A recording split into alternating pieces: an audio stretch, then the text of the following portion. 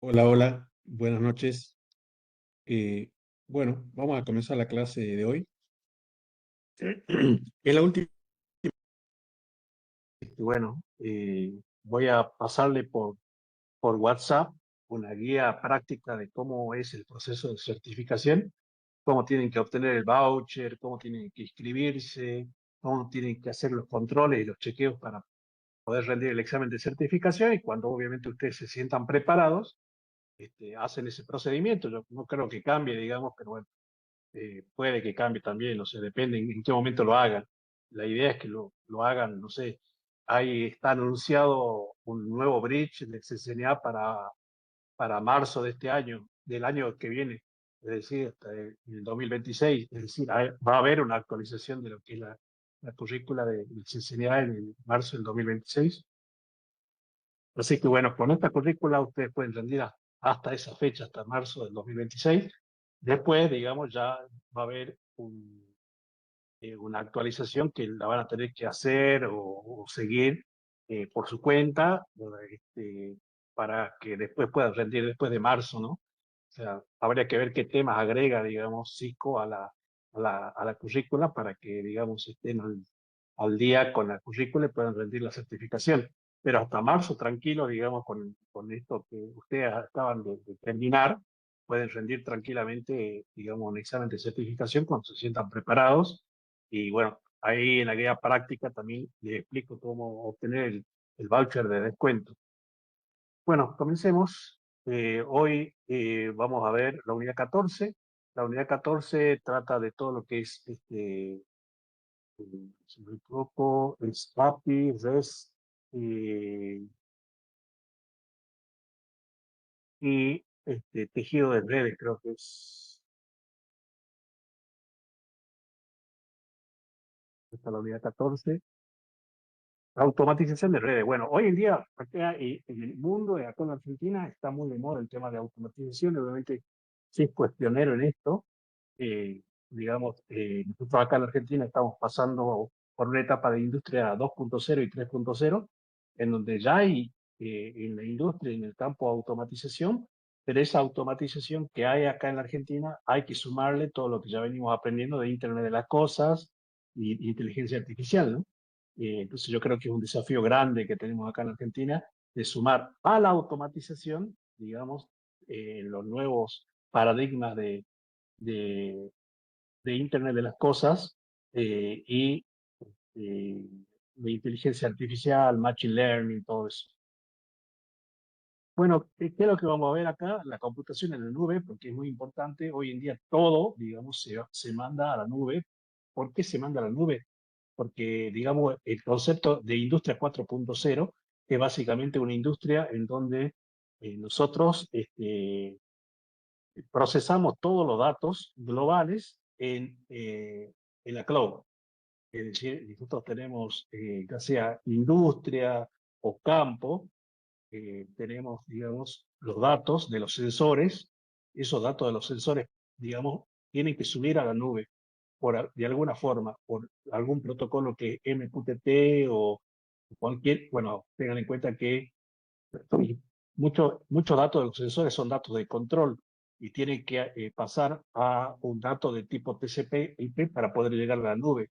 Y bueno, ahí generalmente se coloca un gateway, y ese gateway puede ser un broker, por ejemplo, MQTT, que toma las publicaciones de los sensores y los convierte en datos para subirlo a la nube. ¿Y qué hay en la nube y por qué es importante saber la nube? Porque bueno, ahí en la nube tenemos una Machine Learning, es decir, acá tenemos una Machine Learning que lo que va a hacer es analizar todos esos datos en tiempo real y poder hacer predicciones, digamos, para mejorar los procesos, optimizar los procesos, poder detectar averías antes de que ocurran. También tenemos virtualización, es decir, podemos tener lo que se llaman gemelos digitales. Por ejemplo, una planta industrial de Córdoba tiene un brazo soldador, es un brazo robótico, que puede ser un cobot o un robot. Bueno, la diferencia entre el robot y el cobot es que el robot toma decisiones automáticas y el cobot es un asistente del soldador, es decir, hay una persona física que es quien va a tomar las decisiones, pero el robot lo ayuda, digamos, ¿no? A realizar tareas. Ese sería un cobot, porque El cobot, digamos, no tiene tanta inteligencia y bueno, el cobot le deja, digamos, en las decisiones en este caso a la persona con la cual está trabajando en la planta, ¿no?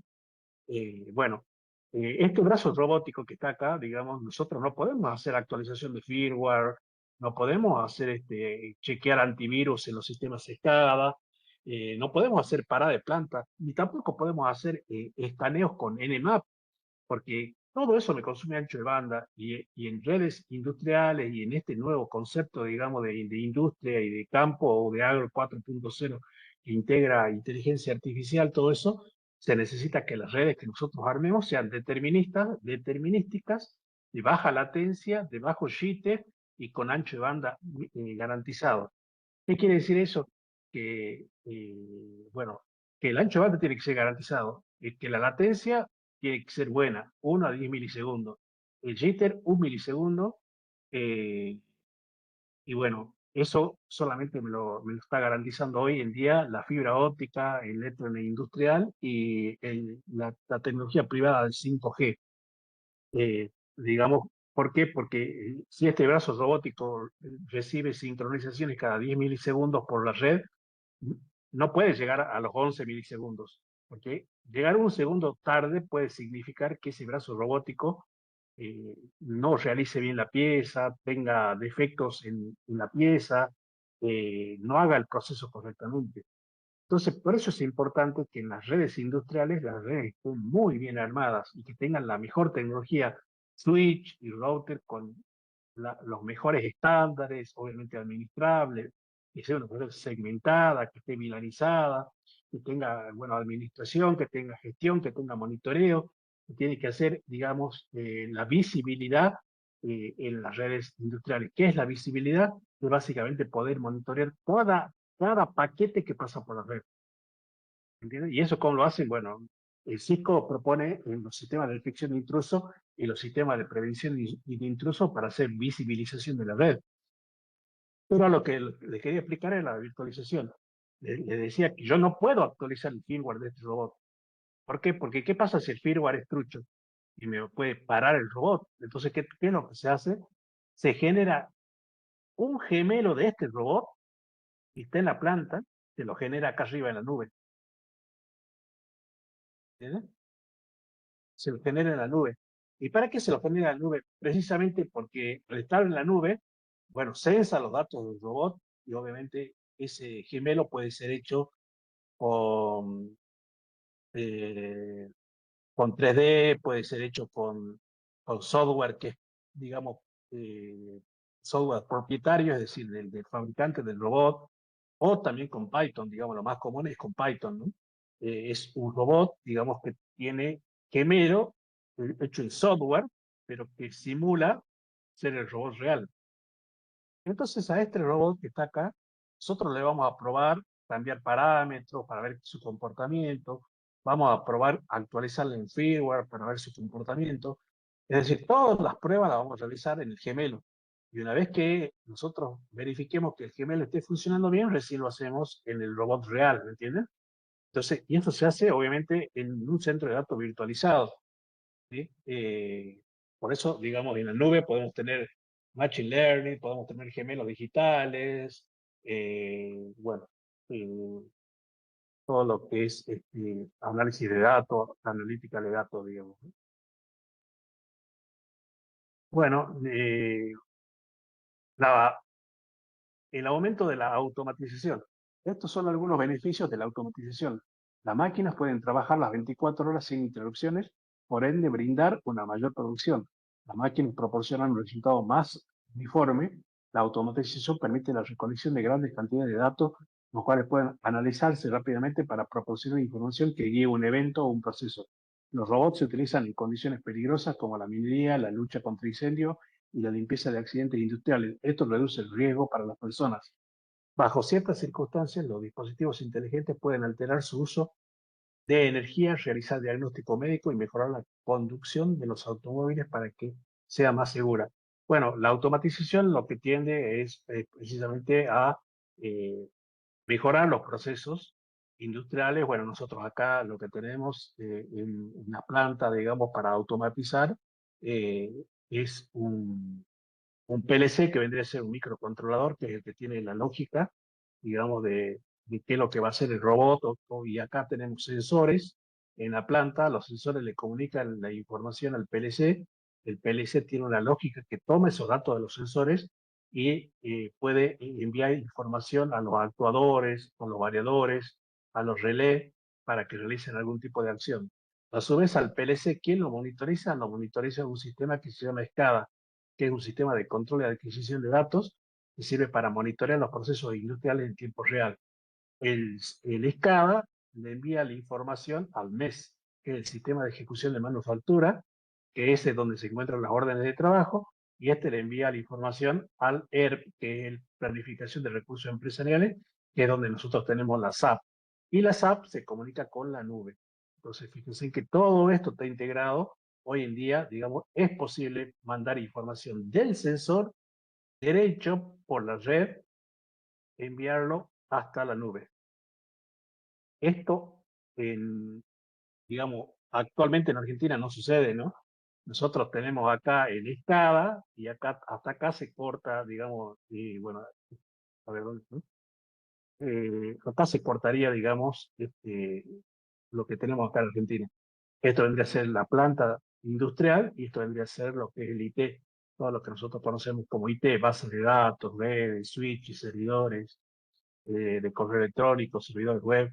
Y esto está separado hoy en día en la Argentina, ¿no? O sea, no tenemos, digamos, integración. Eh, claro, bueno, IPS está en un proceso de migración. Obviamente que a eso quiero llegar, digamos.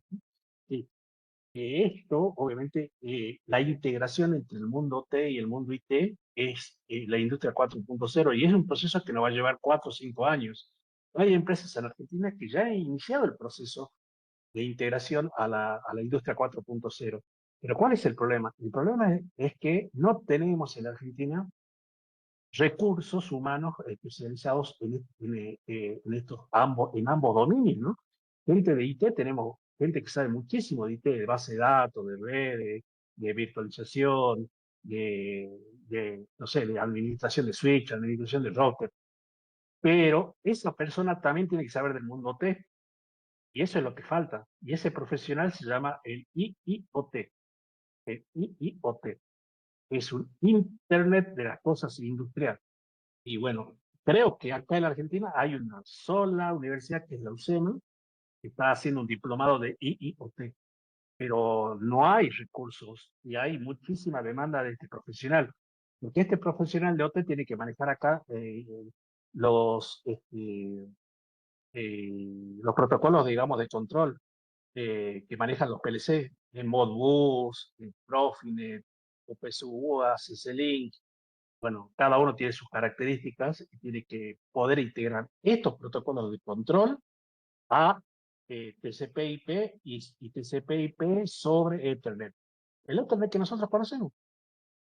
Es decir, se integra estos protocolos que manejan los PLC, los sensores, los actuadores, que son, digamos, más que nada protocolos de control, se lo integra a TCP/IP y luego que se lo integra a TCP/IP, se lo integra en Ethernet. Y en Ethernet ya puedo tener, digamos, una red integrada. Pero bueno, no es tan simple el tema, es mucho más complejo porque, bueno, en el mundo T también, como les explicaba, no es lo mismo que en el IT. En el IT, si es que hay una latencia alta, no pasa nada. Si es que hay un jitter alto, no pasa nada. Nosotros tenemos tecnologías como el Ethernet, fibra óptica, inclusive podemos tener Wi-Fi con 802.11ac, AX, ahí en una IT, que genera latencia y no pasa nada. En OT no podemos tener ese retardo, digamos, ¿no? Tienen que ser redes deterministas y para eso tenemos que tener switch y router, digamos, administrables y que sean totalmente configurables. Tenemos que tener, este, bueno, una red física, en la capa física, que sea, digamos, que esté bien armada, digamos, ya sea con fibra óptica o Wi-Fi, y bueno, el Wi-Fi, el adecuado es el 802.AX, ¿no? Que tiene 9,6 gigabits por segundo, y bueno, el Ethernet industrial, el Ethernet industrial, para que ustedes más o menos tengan una idea, es lo mismo que el Ethernet común, nada más que le llaman Ethernet industrial porque utilizan el STP, que el apantallado, que es para evitar ruido, interferencias, todo eso, ¿no? Utilizan el STP y el FTP. Pero bueno, este profesional es el tema que encontrar profesionales que manejen estos dos mundos es complicado. Pero bueno, yo creo que vamos a una etapa de formación. Entiendo que en Córdoba también hay plantas automotrices que también ya iniciaron el proceso de industrialización 4.0. Y digamos, hay, como mencionás, YPF también está haciendo punta. Hay otra empresa más que está, no me acuerdo en este momento, pero hay otra empresa grande que está haciendo industria 4.0. Si no me equivoco, es Loma Negra, si no me equivoco. Pero yo creo que cada vez más empresas van a comenzar a trabajar en esto. Y obviamente, digamos, un campo laboral enorme, ¿no? Enorme. Y bueno, eh, es desafiante, digamos, también, ¿no? Actualmente muchos dispositivos incorporan tecnologías inteligentes que ayudan a determinar su comportamiento. Esto puede ser tan simple como cuando dispositivos inteligentes reducen su consumo de energía durante periodos de alta demanda, o tan complejo como conducir un auto de manera autónoma. Cada vez que un dispositivo toma una decisión en función de la información externa, dicho dispositivo se conoce como dispositivo inteligente. En la actualidad, muchos dispositivos con los que interactuemos llevan la palabra inteligente en el nombre. Esto indica que el dispositivo tiene la capacidad para alterar su comportamiento según el entorno. Para que un dispositivo pueda pensar al mismo, debe ser programado utilizando herramientas de automatización de red. Bueno, digamos que básicamente lo que es la industria 4.0 es sumar la inteligencia a lo que es una industria, digamos, a una industria, o sumar la inteligencia al campo, ¿no? Porque nosotros podemos tener una industria automatizada, pero le tenemos que sumar inteligencia. Podemos tener un campo automatizado, pero lo tenemos que sumar inteligencia. ¿Y eso cómo lo hacemos? Básicamente lo hacemos con el Edge y el Cloud Computing. El Edge y el Cloud. Esto es lo que le suma inteligencia, ya sea el campo o la industria. Porque el Edge, digamos, es un servidor virtualizado o no, que está en la planta o que está cerca del campo, que es el que recolecta todos los datos de los sensores y hace el primer filtro, la primera analítica. Y como es una red que está físicamente dentro de la LAN, este servidor está dentro de la LAN, tiene menor latencia, no necesita estar con internet, toma decisiones de forma inmediata, en tiempo real, y en la planta, ¿no? Y luego el E le pasa, digamos, hace el primer filtro y le pasa todos los datos, o hace limpieza de los datos y le pasa a la cloud, donde la cloud sí necesita estar en internet, y bueno, hay una latencia ahí, porque bueno, a ese sistema de la cloud lo voy a tener que almacenar en AWS, en IBM Watson, en OpenVINO, en Cloud Google, en alguna plataforma cloud lo voy a tener que almacenar a esa Machine Learning, y obviamente esa Machine Learning va a ser más que nada un proceso global, ¿no? Va a tomar datos históricos y va a elaborar predicciones, digamos, con datos históricos, digamos. Muchas veces, digamos, no entienden qué diferencia hay entre la Edge y la Cloud. La Edge es un servidor que está en la planta o está en el campo, no necesita internet, está dentro de la LAN. Y bueno, tiene menor latencia y información en tiempo real. La cloud, digamos, es algo más general, más histórico, para elaborar datos, digamos, predicciones más generales, pero obviamente necesito internet y tiene mayor latencia, ¿no? Pero básicamente estos dos conceptos son los que lo hacen inteligente a la industria y lo hacen inteligente al campo. El hecho de procesar datos en tiempo real. ¿Datos de quién? De los sensores. No hoy en día hay miles de sensores de temperatura, de humedad, de presión, de agua, de todo, entonces, digamos, es muy, muy, muy posible. Bueno, los formatos de datos, el HTML, el XML, el JSON y el YAML, Bueno, el formato, el concepto de formato de datos, los formatos son simplemente una manera de almacenar e intercambiar datos de manera estructurada. Uno de estos formatos es el lenguaje de hipertexto. El HTML es un estándar que describe la estructura de la página web, como se aprecia en la imagen. Existen algunos formatos de datos comunes que son usados en muchas aplicaciones, incluida automatización de red y programación, la anotación de objetos en JSON, de Java, del lenguaje de mercado XML y el YAML, que no es un lenguaje de mercado. El formato de datos seleccionado dependerá del formato que es usado para la aplicación, herramienta o las instrucciones que usted esté usando. Muchos sistemas pueden soportar más de un formato, lo que permite al usuario elegir el preferido. Bueno, la información que relevan los sensores tiene que pasar en formato, se tiene que ir, digamos, a un dataset que el dataset es lo que nosotros vamos a tener en el Edge y en el Cloud. Digamos, lo que vamos a tener una Machine Learning, pero básicamente lo que necesita la Machine Learning son datos. Y esos datos, digamos, van a estar en formato JSON, en formato XML, en formato YML, en formato CSV. Y lo mismo pasa con el Edge. Si nosotros tenemos una Machine Learning acá, necesita datos. Y esos datos los tenemos que tener en distintos tipos de formatos, digamos, ¿no? Eh, bueno, reglas de formato de datos. El formato de datos posee reglas y estructuras similares a lo que tenemos en programación o lenguajes escritos.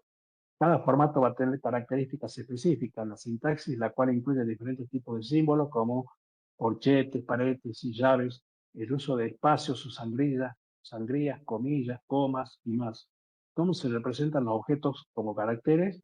Una cadena de caracteres, una lista de vectores. ¿Cómo se representan los datos? Eh, pares llave-valor. La llave que usualmente se encuentra al lado izquierdo, identifica y describe los datos. El valor que se encuentra al lado derecho consiste en los datos, los cuales pueden ser caracteres, cadena de caracteres, números, listas o cualquier tipo de información. Bueno, acá lo que nos dice es que los datos, digamos, cada uno de estos formatos de datos trabaja, digamos, con un formato específico. Por ejemplo, CSV tiene separados por coma, el formato JSON tiene un formato que es parecido a un diccionario de Python, que es un elemento, está formado por una clave y un valor. Y ese debe ser un elemento, digamos, del diccionario, ¿no? Y bueno, se tiene que respetar el formato de cada uno, digamos, para procesar los machine learning. Bueno, acá nos muestran los distintos tipos de formatos, el formato YAML, el formato JSON, el formato XML. Bueno, acá nos habla del formato JSON, es un formato legible para humanos, usado por aplicaciones para almacenar, transferir y leer información. JSON es relativamente popular y es usado por servicios web y API para brindar información pública. Esto se debe a que es fácil de analizar y puede ser usado con la mayoría de los lenguajes de programación modernos, entre ellos el Python. El formato de datos JSON. Compare la salida del IOS anterior a la salida del formato JSON. Nótese que cada objeto es una porción de información diferente acerca de las interfaces, incluyendo el nombre, descripción y si se encuentra habilitada. Bueno, el formato JSON es lo que yo le decía que tiene clave valor, digamos, ¿no? Regla del formato JSON. Estas son algunas de las características del formato JSON. JSON utiliza una estructura jerárquica y contiene valores anidados. Utiliza llaves para almacenar objetos y corchetes para almacenar vectores. Información es escrita en llave valor o key value. En JSON, la información conocida como objetos consiste en uno o más pares contenidos dentro de la llave. La sintaxis de un objeto JSON incluye las llaves deben ser cadenas de caracteres contenidas entre las comillas. Los valores deben ser un tipo de información válida. Las llaves y los valores son separados por dos puntos. Múltiples pares de llaves valores dentro de un objeto se separan mediante comas y el espacio en blanco no es significativo. Las reglas de sintaxis de JSON. En ocasiones, una llave puede tener más de un valor. Esto es conocido como un vector. Un vector de JSON es una lista ordenada de valores. Las características de un vector de JSON incluye la llave debe estar seguida por dos puntos de una lista de valores contenido dentro del corchete. Un vector de JSON es una lista ordenada de valores. Un vector puede almacenar diferentes tipos de valores como caracteres, números, valores booleanos, objetos y otro valor. Cada valor dentro del vector es separado por un tono. Bueno, acá tienen reglas de sintaxis de JSON. Por ejemplo, una lista de direcciones IPv4 podría verse de la siguiente manera. La llave está en address. Cada entrada de la lista es un objeto independiente separado por llaves. Los objetos son dos pares de llaves, valores, una dirección IP y una máscara de LED, separados por coma. El vector es una lista separada por una coma seguida de una llave de cierre. El formato de datos YAML. YAML es un tipo de formato usado por aplicaciones para almacenar, transferir y leer información, el cual es legible por humanos. Algunas de las características de YAML incluyen, es considerado una versión mejorada de JSON. Tiene un formato minimalista, lo cual lo hace fácil de leer y escribir. Utiliza la sangría para definir su estructura sin utilizar. Bueno, acá nos muestra un formato YAML, la salida de IOS de JSON que está a la izquierda y los mismos datos en YAML están abajo. Es decir, esto vendría a ser JSON y esto vendría a ser YAML. Un objeto es más fácil de leer. Disculpe. Similar a los JSON, un objeto de YAML se compone de uno o más pares llave-valor. Las llaves y los valores son separados por medio de dos puntos sin el uso de comillas. En YAML, un guión es usado para separar cada elemento de la lista. Formato XML es un formato que es más legible para humanos y se utiliza para almacenar, transferir y leer información desde aplicaciones. Algunas de las características de XML incluyen, es similar al HTML, el cual es el lenguaje marcado generalizado para la creación de páginas y aplicaciones web. Es autodescriptivo, contiene información dentro de un conjunto de etiquetas o tags. A diferencia del HTML, el XML no utiliza etiquetas predefinidas ni una estructura de documento. Los objetos XML, saltar con mi PC,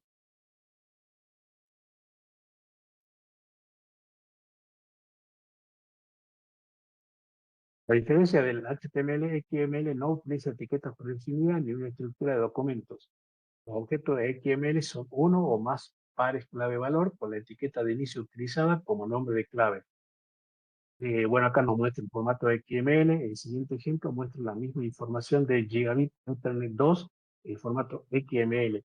Nótese cómo los valores están contenidos dentro de la etiqueta del objeto. En este ejemplo, cada par de llave-valor está en una línea separada y en algunas se utiliza sangría. Esto último no es requerido, pero se utiliza para mejorar la lectura. La lista utiliza instancias repetidas de tag para cada elemento de la lista. Los elementos dentro de estas instancias representan uno o más pares llave-valor. Bueno, esto vendría a ser más que nada los formatos de los datos por los cuales se trabaja en automatización, ¿no? ¿Por qué? Porque, bueno, básicamente tenemos que trabajar con un dataset que tenga todo este tipo de formatos ligeros, que son, digamos, formatos más orientados a texto, no tanto, no tienen ningún tipo de formato enriquecido, digamos. Bueno, vamos al concepto de APIs, que bueno, las APIs son las que nos permiten automatizar, ¿no? Porque hoy si nosotros queremos, digamos, mandar información, no sé, de riego, por ejemplo, de suelo eh, a un administrador, lo podemos hacer a través de MQTT y bueno, y eso lo hacemos con la API de WhatsApp, con la API de MQTT, es decir, la API vendría a ser como interfaz de programación de aplicaciones, es decir, una porción de código que me permite hacer un puente entre dos sistemas, un puente entre dos software, digamos, ¿no? En este caso puede ser el celular, un Android, o el WhatsApp, digamos, y qué sé yo, un sistema web. Bueno, acá nos dice, el API es un programa que permite a otras aplicaciones accesar a su información y sus servicios. Es un conjunto de reglas que describe cómo una aplicación puede interactuar con otra y las instrucciones para que esa interacción ocurra. El usuario envía una solicitud API a un servidor solicitando información específica y recibe una respuesta API desde el servidor con la información solicitada. Una API es similar a un mesero en un restaurante, como se muestra, bueno, el API, ¿qué es lo que hace? Digamos, le pide al usuario qué quiere almorzar y va y, digamos, genera el servicio en la cocina. Luego el servicio en la cocina le da la comida y el mozo le sirve al usuario. Es básicamente lo que hace una API, ¿no? Es una interfaz de código digamos, hace de puente o de gateway entre dos sistemas. Y eso, bueno, obviamente es el concepto de automatización, ¿no? Que la automatización no es propietaria. Bueno, hoy en día no es propietaria, pero sí existió una automatización propietaria. Por ejemplo, Siemens solamente podía trabajar en su momento con protocolos Siemens y con dispositivos Siemens. Hubo un momento en donde la industria fue propietaria, digamos, y eso se llamaban protocolos de buses. Después, digamos, aparecieron los consorcios que comenzaban a hacer interoperabilidad, pero aún así cada fabricante tenía gobernanza sobre sus protocolos. Y hoy en día eso ya desapareció. Hoy en día son 100% interoperables, digamos, ¿no? Para entender realmente cómo se puede utilizar las API para proporcionar datos y servicios, veremos dos opciones para generar reservas de aerolíneas. La primera opción utiliza un sitio web de una aerolínea específica, como se muestra en la figura. Mediante el sitio web de la aerolínea, el usuario ingresa la información para realizar una solicitud de reserva. El sitio web interactúa directamente con su propia base de datos de la aerolínea y proporciona al usuario información que coincide con la solicitud del usuario. Bueno, esta es una aplicación web que itera directamente con una base de datos. Ahí no tenemos nada de API. Luego, los usuarios pueden utilizar un sitio de viaje para acceder a esta misma información, no solo de aerolínea específica, sino de una variedad de aerolíneas. En este caso, el usuario introduce información de reserva similar. El sitio web del servicio de viaje interactúa con diversas bases de datos de aerolíneas mediante las APIs proporcionadas por las aerolíneas. El servicio de viaje utiliza las APIs de cada aerolínea para solicitar información de esa aerolínea específica y luego muestra la información de todas las aerolíneas en su página web. La API actúa como una especie de mensajero entre las aplicaciones solicitantes y las aplicaciones o el servidor que proporciona los datos o el servicio. El mensaje de la aplicación solicitante al servicio donde reciben los datos se conoce como una API. Bueno, esto, por ejemplo, lo que hace Despegar.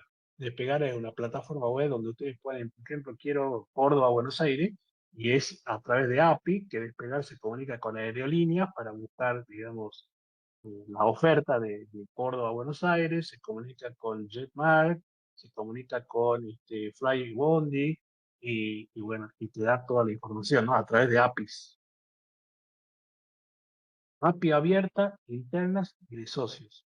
Una consideración importante al desarrollar una API es la distinción entre API abierta, interna y API partner.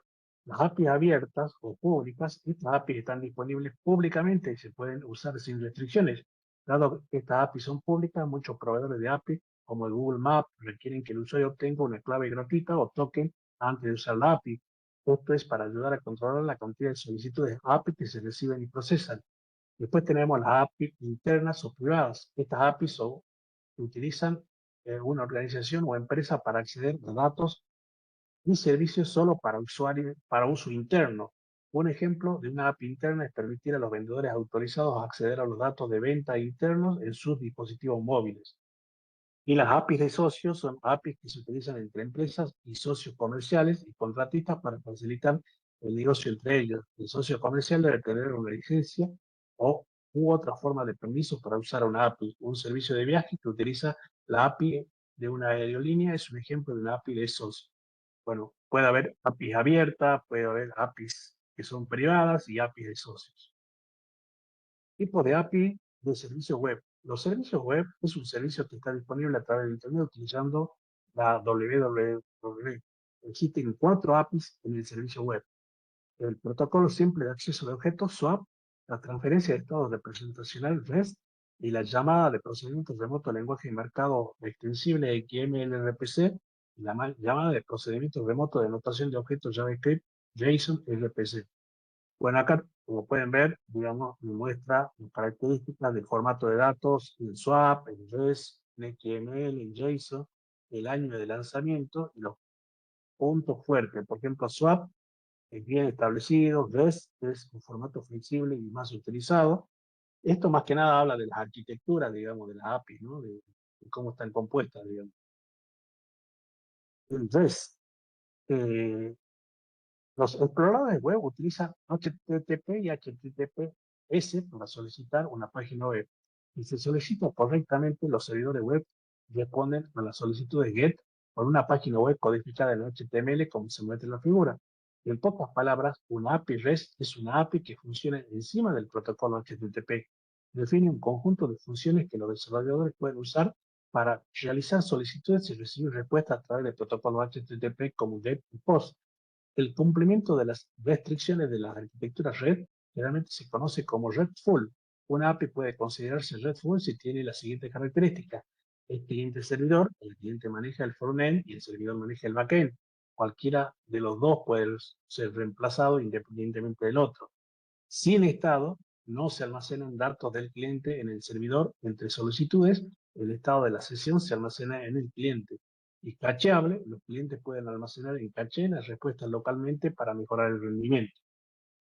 En redes definidas por software, un servidor web RESTful se implementa mediante HTTP en una colección de recursos con 4 aspectos bien definidos. Un identificador uniforme de recursos, una URI, que bueno, vendría a ser esta, una URI, un formato de datos admitido por el servidor web, a menudo JSON, YAML, XML, podría ser cualquier otro formato de datos que sea un estándar de hipertexto válido, el conjunto de operaciones admitidas por el servicio web utilizando métodos, eh, el conjunto de operaciones admitidas por el servidor web utilizando métodos HTTP y la API debe estar controlada por IP. La API RESTful utiliza el método HTTP comunes como el POST, el GET, el PUT, el PATCH y el DELETE, como se muestra en la tabla siguiente, y se corresponden con operaciones RESTful: crear, leer, actualizar y eliminar. Bueno, acá lo que nos dice es que el RESTful se utiliza, digamos, se implementa sobre HTTP. Utiliza todo lo que utiliza el HTTP, la URI, la URL, la URL. Los recursos web o servicios web como el API RESTful se identifican mediante una URI, que es una identificación única del recurso. Es una cadena de caracteres que identifica un recurso de red específico. Una URI tiene dos especializaciones: una URL que identifica solo el espacio de nombre del recurso y un localizador uniforme del recurso que define la ubicación de red de un recurso específico en la red. HTTP o HTTPS URL se identifican típicamente con navegadores web. Estas son las partes de la URI. Digamos, bueno, acá nos muestra una URI y acá nos dice cuáles son las partes: tiene un protocolo, un nombre de host, una ruta y nombre del archivo y un fragmento. Bueno, acá nos muestra la anatomía de una URI, digamos, utilizando un servicio RESTful. Y bueno, acá tienen la API server, vendría a ser esta parte, esta vendría a ser el nombre del recurso, el formato, la key, el parámetro, y todo esto se llamaría consulta. Anatomía de una RESTful.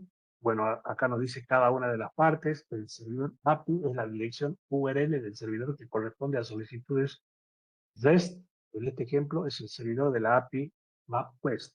Recurso especifica la API que se está solicitando. En este ejemplo es la API de la dirección MapQuest. Consulta especifica el formato de datos de la información que el cliente solicita al servicio API. Formato, esto suele ser JSON, pero puede ser YAML o XML. Clave es la clave para autorización si es necesario. MapQuest requiere una clave para su API de direcciones. Y parámetros, los parámetros se utilizan para enviar información relativa a la solicitud. En este ejemplo, los parámetros de consulta incluyen información acerca de las direcciones que necesita la API para que sepa qué direcciones devolver. Bueno, seguimos con la anatomía de una solicitud RESTful. Muchas APIs RESTful, incluidas las APIs públicas, requieren una clave. La clave se utiliza para identificar el origen de la solicitud a través de la autenticación.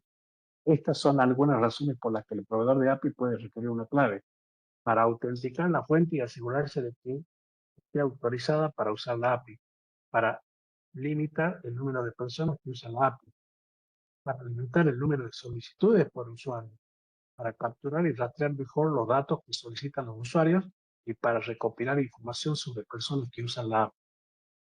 Nota: la API MapQuest requiere una clave. Busque en Internet la URL para obtener una clave MapQuest. Utilice los parámetros de búsqueda. El developer MapQuest también puede buscar en Internet la URL actual que describe la política de privacidad de MapQuest. Muchos sitios web y aplicaciones utilizan la API para acceder a la información y proporcionar servicios a sus clientes. Algunas solicitudes de API RESTful se pueden realizar escribiendo la URI desde un explorador web. La API de direcciones de MapQuest es un ejemplo de esto. Una solicitud API RESTful también se puede realizar de otras maneras. Sitio web del desarrollador. Los desarrolladores a menudo mantienen sitios web que incluyen información sobre la API, información de parámetros y ejemplos de uso. Estos sitios también pueden permitir a los usuarios realizar la solicitud de API dentro de una página web del desarrollador, introduciendo los parámetros y otra información. Postman. Postman es una aplicación para probar y usar API de REST. Contiene todo lo necesario para construir y enviar solicitudes de API REST, incluida la introducción de claves y los parámetros de consulta. Python, las API pueden usar, pueden invocar desde un programa Python. Esto permite una posible automatización, personalización e integración de aplicaciones de API. Sistemas operativos de red utilizados por protocolos NetConf y RESTconf. Los sistemas operativos de red están comenzando a proporcionar un método alternativo para la configuración y monitoreo y administración. Herramientas de administración y de configuración. Bueno, acá, no, acá ya comenzamos a introducirnos a las herramientas de configuración, cómo fue la evolución de las herramientas de configuración. Esto es, vendría a ser una red tradicional. Los dispositivos de red han sido configurados tradicionalmente por un administrador utilizando CLI, que es lo que nosotros hacemos, digamos, ¿no? A través de comandos. Siempre que haya un cambio o una nueva característica, los comandos de configuración necesarios se deben ingresar manualmente a todos los dispositivos apropiados. Esto se convierte en un problema importante en redes más grandes con la configuración más compleja. Pues esto nos dice que nosotros con el CLI podemos configurar un router, un switch de capa 3 o un switch, pero esto se torna complejo cuando ya tenemos muchos dispositivos a configurar. Configuración de red no tradicional. El protocolo simple de administración de red, el SNMP, que es el Simple Network Management Protocol, es un protocolo de gestión o de administración o de management. Permite a los administradores gestionar nodos en una red IP mediante una estación de administración de red NMS que se muestra en la figura siguiente. El SNMP permite a los administradores de red supervisar, administrar el rendimiento de la red, buscar y resolver problemas de red y realizar consultas para estadísticas. Sin embargo, no se utiliza normalmente para la configuración debido a problemas de seguridad y dificultades de implementación. También puede usar API para automatizar la implementación y administración de recursos de red, en lugar de configurar manualmente puertos, lista de acceso, QoS y política de equilibrio de carga. Puede usar herramientas para automatizar las configuraciones. Bueno, acá lo que nos dice que existe este protocolo que es el SNMP, que sirve para poder, digamos, hacer configuraciones y poder recabar información de las configuraciones de los switches, de los routers, y para eso necesitamos un software que se llama NMS, de Network Management Station, que, digamos, se configura como maestro de SNMP y estos se configuran como esclavos. Entonces, digamos, el maestro le pide información y el esclavo le devuelve. Pero también nos dice que esto no es muy utilizado porque no tiene, digamos, una autenticación segura, no tiene una seguridad y puede ser, digamos, una vulnerabilidad. La automatización de redes. Nos estamos alejando rápidamente de un mundo en el que el administrador de red administra sus pocas docenas de dispositivos de red a uno en el que está implementando y administrando cientos y miles, incluso decenas de miles de dispositivos de red complejos con la ayuda de un software. Esta transformación se está extendiendo rápidamente en todos los lugares de la red. Existen métodos nuevos diferentes para que los operadores de red supervisen, administren y configuren automáticamente la red. Como se muestra en la figura, estos incluyen protocolos y tecnologías como REST, Ansible, Puppet, Chef, Python, JSON, XML y más. Bueno, acá lo que nos dice es que, eh, bueno, para poder administrar muchos dispositivos ya existen otras tecnologías, digamos, que permiten que nosotros registremos estos dispositivos en la cloud, con el Mac y bueno, con la Mac para poder saber que ese dispositivo es único, y nosotros desde cualquier web entramos a la cloud y podemos, digamos, hacer la configuración en la cloud para que le baje la administración a estos dispositivos, digamos, ¿no?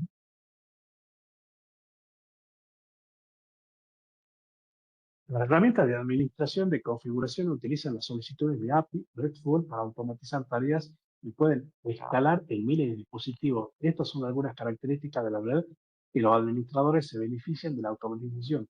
Control de versión de software, atributos de dispositivos como nombre, direccionamiento y seguridad, configuración de protocolo y configuración de lista de control de acceso. Las herramientas de gestión de la configuración suelen incluir automatización y orquestación. La automatización realiza automáticamente una tarea en un sistema. La orquestación organiza un conjunto de tareas automatizadas que dan como resultado un proceso de coordenar su flujo de trabajo.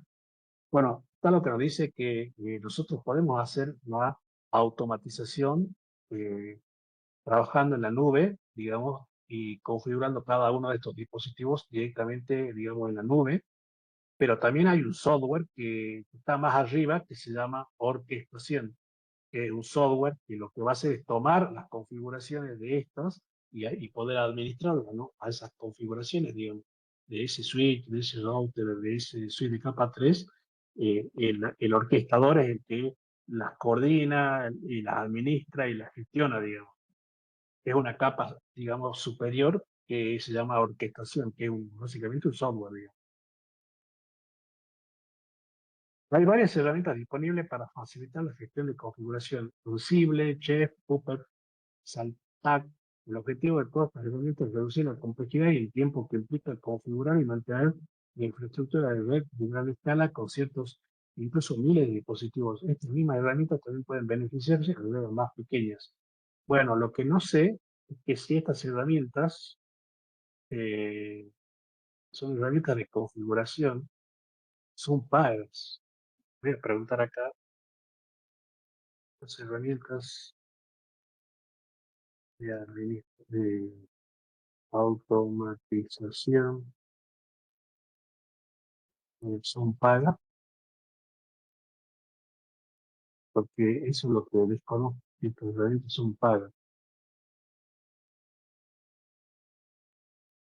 Acá nos dice que todas tienen versiones gratuitas. También nos ofrecen la versión paga. Bueno, nos da la diferencia, ¿no? De la versión gratuita, que es open source, y la versión paga. Bueno, está bueno, porque eso no, la verdad que no, siempre lo quise averiguar y no sabía si estas herramientas son gratuitas o pagas. Bueno, Ansible, Chef, Puppet y SalStack vienen con documentación de API para configurar solicitudes de API, RESTful, todos ellos admiten JSON y AML, así como otro formato de datos. En la tabla siguiente se muestra el resumen de una comparación de las principales características de la herramienta de administración. Bueno, acá tenemos, por ejemplo, el Ansible utiliza Python, Chef utiliza Ruby, Puppet Ruby, SalStack Python, basado en agentes. Bueno, este tiene 100 agentes. El agente vendría a ser que son eh, agentes los agentes son los que recolectan información, digamos, de los switches y de los routers, ¿no? Este sí se basa en agentes, este soporta ambos, este también soporta ambos. ¿Cómo se administran los dispositivos? Bueno, este de un controlador, este de un chef master, este de un puppet master, es decir, siempre tienen un master, ¿ve? Que es el que administra y, digamos, gestiona todas las API para poder hacer la automatización, digamos. Bueno, las redes basadas en intención. Pues esto vendría a ser una nueva tecnología de equipo switch y de router, ¿no? Y son, obviamente, switch y router que son más inteligentes. Las redes basadas en intención, ¿qué es cómo se trabaja? Bueno, nosotros ahora normalmente para entrar a un switch y un router tenemos que entrar y configurar qué queremos, la lista de control de acceso, por security. Bueno, acá en redes basadas en intención son redes inteligentes, es como que tienen algo de inteligencia artificial y yo manifiesto la intención que quiero hacer con ese switch y el switch automáticamente solo se configura. ¿Sí? Una, bueno, acá dice, ha aprendido de las muchas herramientas y software que pueden ayudarle a automatizar su red. Las redes basadas en intención de Cisco, que es el DNA Center, puede ayudarle a reunir todo para crear una red automatizada. Bueno, acá nos dice, reproduzca el video. Las redes basadas en intención es el modelo de industria emergente para la próxima generación de redes. Bueno, son los que, bueno, ya Cisco está sacando, y no solamente Cisco, sino que todos los equipos administrables ya tienen su IA, ¿no? Es decir, Cisco tiene una IA en donde ustedes pueden, a través de un prompt, decirle, yo quiero que configures el router qué sé yo, una VLAN, y le pongas la VLAN estudiante, la otra le pongas una VLAN alumno, y automáticamente lo hace. Es decir, ya no, como que esta nueva generación de dispositivos ya no voy a trabajar en modo comando, sino en modo texto, porque una IA toma el texto que ustedes le dicen y lo traduce a un comando. ¿Entiendes? La Cisco está trabajando con esto y entiendo que los otros proveedores también, los otros proveedores también. Por eso acá nos dice que, bueno, los objetivos comerciales de la red se expresan como intenciones, ¿ves? Es decir, yo manifiesto a través de un texto cuál es la intención que quiero, y la red basada en intención captura la intención comercial y utiliza el análisis, el aprendizaje automático y la automatización para alinear la red de forma continua y dinámica a medida que cambian las necesidades comerciales. Son básicamente equipos que utilizan inteligencia artificial. Las redes basadas en intención captura y traduce la intención empresarial en políticas de red que se pueden automatizar y aplicar de forma coherente en toda la red. Descripción general de redes basadas en intención. Bueno, Cisco considera que las redes basadas en intención tienen tres funciones esenciales: la traducción, la activación y la seguridad. Estas funciones interactúan con la infraestructura física y virtual subyacente. La función de traducción permite al administrador de red expresar el comportamiento de red esperado que mejor respaldará la intención comercial. La activación, la intención capturada debe interpretarse en políticas que se pueden aplicar a través de la red. La función de activación instala estas directivas en la infraestructura de red física y virtual mediante la automatización de toda la red. Y el aseguramiento, para comprobar continuamente que la red respeta la intención expresada en cualquier momento, la función de aseguramiento mantiene un bucle continuo de validación y verificación. Infraestructura de red como tejido. Desde la perspectiva de una red basada en intención, la infraestructura de red física y virtual es un tejido, una superposición que representa la topología lógica utilizada para conectarse virtualmente a los dispositivos. La superposición limita la cantidad de dispositivos que el administrador de red debe programar y proporciona servicios y métodos de reenvío alternativos que no controlan los dispositivos físicos subyacentes. La superposición es donde se producen los protocolos de encapsulación como IPsec o el CAP-WAP mediante una solución de redes basadas en intención. El administrador de red puede especificar a través de directivas exactamente lo que sucede en el plano de control de superposición. Observe de cómo los switches están conectados físicamente y no es una preocupación de superposición. Bien. Eh, las redes subyacentes es la topología física que incluye todo el hardware requerido para cumplir con los objetivos comerciales. La capa subyacente revela dispositivos adicionales y especifica cómo están conectados estos dispositivos, como se muestra en la figura. Los puntos finales, como los servidores de la figura, acceden a la red a través de dispositivos de capa 2. El plano de control subyacente es el responsable de las tareas de reenvío simple. La arquitectura de la red digital, DNA. Cisco implementa el tejido de red basada en intención utilizando un Cisco DNA, que bueno, este Cisco DNA vendría a ser, si yo no me equivoco, es un centro de datos orientado por software. Como se muestra en la figura, la intención comercial se basa en implementar en forma segura la infraestructura de red. Cisco DNA entonces recopila continuamente los datos de una multitud de fuentes, dispositivos y aplicaciones para proporcionar un contexto rico de información. Esta información puede analizarse para asegurarse de que la red se desempeña de manera segura, su nivel óptimo y de acuerdo con la intención comercial y la política de red. Entonces, el DNA vendría a ser, digamos, una red que vendría a ser un data center, que lo que va a hacer es verificar que, digamos, la intención que le manifiesta el usuario realmente se está cumpliendo con la configuración, ¿no?, de cada uno de esos dispositivos. La arquitectura de la red de DNA, bueno, tiene una parte de acceso definido por software, que es la primera solución de red empresarial basada en la intención construida por el Cisco DNA. Utiliza una estructura de red única a través de la LAN y WLAN para crear una experiencia de usuario consistente y altamente segura. Segmenta el tráfico del usuario, dispositivos y aplicaciones y automatiza las políticas de acceso de usuarios para establecer la política correcta para cualquier usuario o dispositivo con cualquier aplicación a través de la red. ¿Cuáles son los beneficios? Que habilite el acceso de cualquier usuario o dispositivo a cualquier aplicación en minutos sin poner en riesgo la seguridad. Y después tiene una SD-WAN, que utiliza una arquitectura segura entregada en la nube para administrar centralmente las conexiones WAN. Simplifica y acelera la entrega de servicios WAN seguros, flexibles y ricos para conectar centros de datos, sucursales, campus e instalaciones de colocación. ¿Cuál es el beneficio? Ofrece mejoras, experiencias de usuario para aplicaciones que reciben en instalaciones o en la nube. Logre una mayor agilidad y ahorro de costos a través de implementaciones más fáciles e independencia de transporte. Tenemos un Cisco DNA Assurance que se utiliza para solucionar problemas y aumentar la productividad.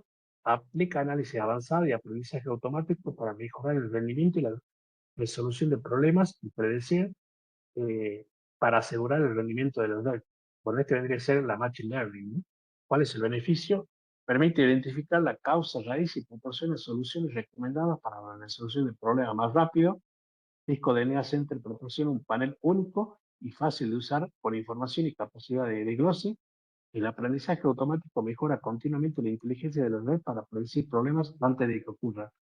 Y después tienen la parte de seguridad que es el Cisco DNA Center Security, que se utiliza para proporcionar visibilidad mediante el uso de la red como el sensor para análisis e inteligencia en tiempo real. Proporciona un mayor control granular para aplicar políticas y contener amenazas en toda la red. Bueno, el beneficio es reducir el riesgo y proteger a su organización contra amenazas, incluso el tráfico encriptado, obtenga una visibilidad de 360 grados a través de análisis en tiempo real para una inteligencia profunda en toda la red y una menor complejidad con seguridad de extremo a extremo. Cisco DNA Center es un controlador básico. La plataforma de análisis es la clave del Cisco DNA. Admite la expresión de intenciones para múltiples casos de uso, incluidas las capacidades básicas de automatización, el aprovisionamiento de estructuras y la segmentación basadas en políticas de red empresarial. Cisco DNA Center es un centro de comando y administración de red para el aprovisionamiento y la configuración de dispositivos de red. Es una plataforma de hardware y software que proporciona un panel de vidrio único, una interfaz única que se centra en la garantía de análisis y la automatización. La página de inicio de la interfaz DNA Center me ofrece un resumen general del estado y una captura instantánea de red. Y de aquí el administrador de red puede profundizar rápidamente en áreas de interés. Bueno, acá nos muestra un layout de lo que vendría a ser el DNA Center. En la parte superior, los menús brindan acceso a las 5 áreas principales del DNA Center, como se muestra en la figura. Diseño, modele toda la red desde sitios y edificios hasta dispositivos y enlaces tanto físicos como virtuales. En todos los campos, la sucursal, la WAN y la nube. Política, utilice políticas para automatizar y simplificar la administración de la red, lo que reduce el costo y el riesgo al tiempo que acelera la implementación de servicios nuevos y mejorados. Aprovisionamiento. Proporcione nuevos servicios a los usuarios con facilidad, velocidad y seguridad en toda la red empresarial, independientemente del tamaño y la complejidad de la red. Aseguramiento. Utilice monitoreo y perspectivas proactivas de la red, los dispositivos y las aplicaciones para predecir los problemas con mayor rapidez y asegurarse de que los cambios en la configuración y la política logren la intención comercial y la experiencia del usuario que usted desea brindar. Plataforma, utilice APIs para integrarse con su sistema de TI preferido para que creen soluciones de extremo a extremo y agreguen soporte para dispositivos de múltiples proveedores. Bueno, esto sería todo, chicos, en la clase de hoy. No tienen parte práctica, tienen muchos videos para ver. Voy a subirle ahora a la plataforma. Eh, a ver, tengo un tutorial de cómo poder hacer el procedimiento, digamos, de... No, no está.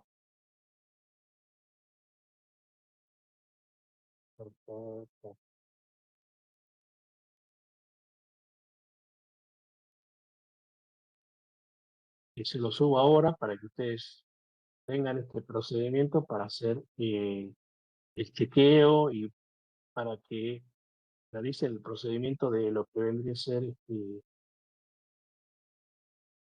la certificación, guía práctica para certificarse CNA.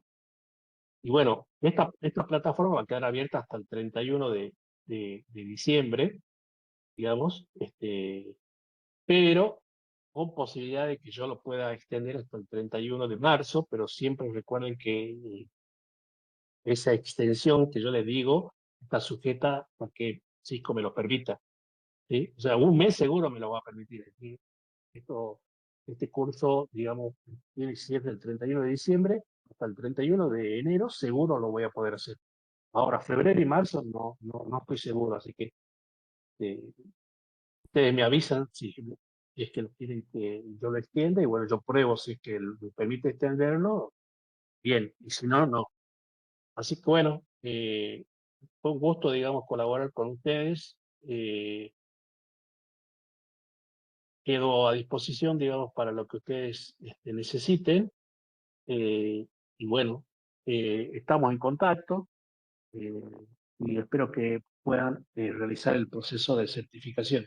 No sé si quieren hacer alguna pregunta, chicos.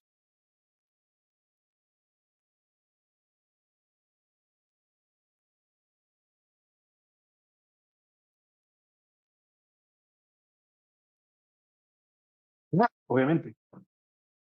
Este CCNA 3 sí, el CCNA 3 sí tenés un certificado, digamos, ¿no? Del CCNA 3.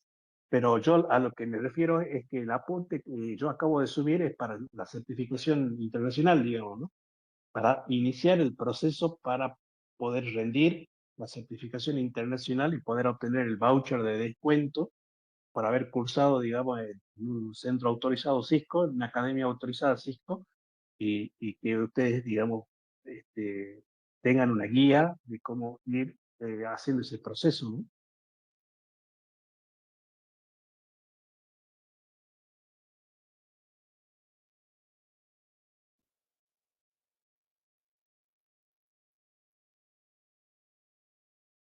Bueno, chicos, seguimos en contacto. Buenas noches.